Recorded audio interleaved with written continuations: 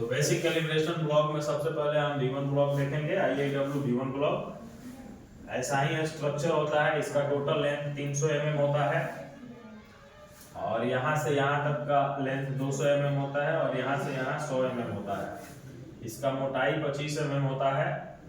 यहाँ पे इसका लंबाई 100 mm, यहाँ पे इसका लंबाई 85 mm और यहाँ से यहाँ तक इसका लंबाई 91 mm होता है।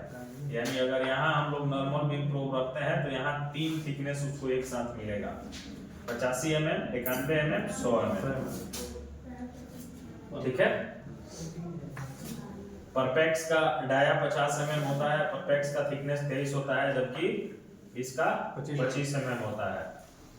और यहाँ से यहाँ तक परपेक्स की दूरी 10 mm, यहाँ से यहाँ तक 5 mm, यहाँ से यहाँ 45 mm और यहाँ पे एक होल होता है जिसका दूरी 15 mm होता है और जिसका डाया 1.5 mm होता है।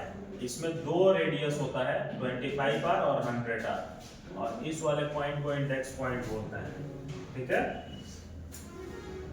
25 mm thickness of IIW V1 block use for normal beam probe calibration. जो V1 ब्लॉक का थिकनेस होता है इसका प्रयोग हम नॉर्मल बीम प्रोब का कैलिब्रेशन के लिए प्रयोग करते हैं। 25R and 100R radius use for angle beam probe calibration. 25R और 100R रेडियस जो होता है इसका प्रयोग हम एंगल बीम प्रोब का कैलिब्रेशन करने के लिए करते हैं।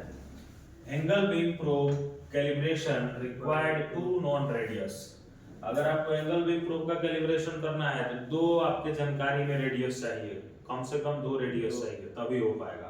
इसीलिए इसमें 2 रेडियस बनाया जाता है। Dia 1.5 mm to check the sensitivity of probe and equipment. Sensitivity पता लगाने के लिए 1.5 mm का होल बनाया गया है जिससे हम प्रोब का सेंसिटिविटी चेक कर सकते हैं, और प्रोब का सेंसिटिविटी चेक करेंगे तो इक्विपमेंट का भी सेंसिटिविटी पता चल जाएगा। Dia 50 mm 23 mm thickness perspex. Perspex जो होता है, जो ये डाया 50 mm और 23 mm का है, इसका प्रयोग to compare the velocity compare के लिए प्रयोग करते हैं। 23 mm of perspex is ultrasonically equivalent to 50 mm steel.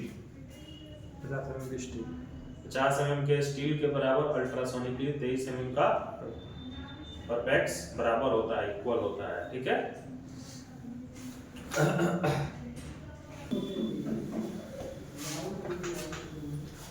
यहाँ जो 100 mm और 85 mm और 91 mm आएगा थिकनेस, ठीक है, यहाँ पे दिखाया गया है।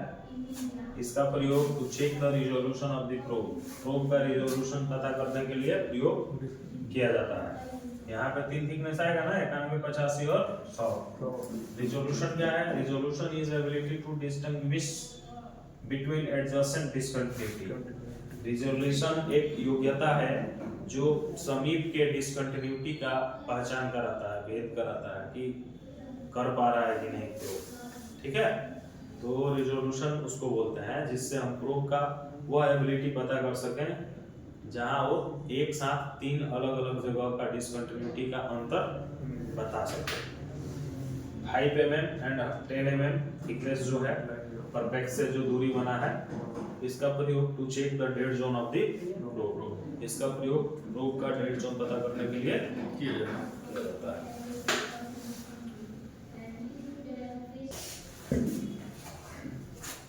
अब V1 ब्लॉक के बाद हम V2 ब्लॉक देखेंगे। V2 ब्लॉक का थिकनेस 12.5 mm होता है और इसमें 2 रेडियस इसमें भी होता है, 25R और 50R। 25R और 50R। 12.5 mm thickness use for normal beam probe calibration. इसमें जो 12.5 mm थिकनेस दिया है इसका हम प्रयोग नॉर्मल बीम प्रोब का कैलिब्रेशन के लिए करते हैं, और जो 25R और 50R रेडियस दिया है उसका प्रयोग हम एंगल बीम प्रोब का कैलिब्रेशन के लिए करते हैं। स्टेप ब्लॉक 1 mm से लेके 10 mm तक स्टेप बना होता है। यस। इस स्टेप ब्लॉक का प्रयोग टीआर प्रोब का कैलिब्रेशन के लिए प्रयोग करते हैं। चूंकि टीआर प्रोब का कैलिब्रेशन करने के लिए एटलीस्ट हमको 2 थिकनेस चाहिए ताकि कंफर्म हो सके कि सही बता रहा है या नहीं। ठीक है। तो DR के लिए हम स्टेप ब्लॉक का प्रयोग करते हैं। अगर स्टेप ब्लॉक नहीं है तो वैसे कंडीशन में 2 थिकनेस हम अपने पास रख के भी कर सकते हैं कैलिब्रेशन, स्टेप ब्लॉक नहीं होने पे। ये बस हाफ मून ब्लॉक, अर्ध चंद्रमा जैसा होता है, इसीलिए इसको हाफ मून ब्लॉक बोलते हैं। हालांकि ये ब्लॉक आपको यूज में बहुत कम मिलता है।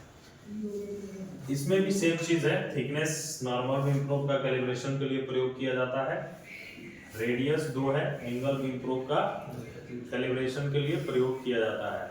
तो ये काम हमारा V1 V2 ब्लॉक से ही हो जाता है, इसलिए हाफ मून ब्लॉक की जरूरत नहीं पड़ती है। ठीक है।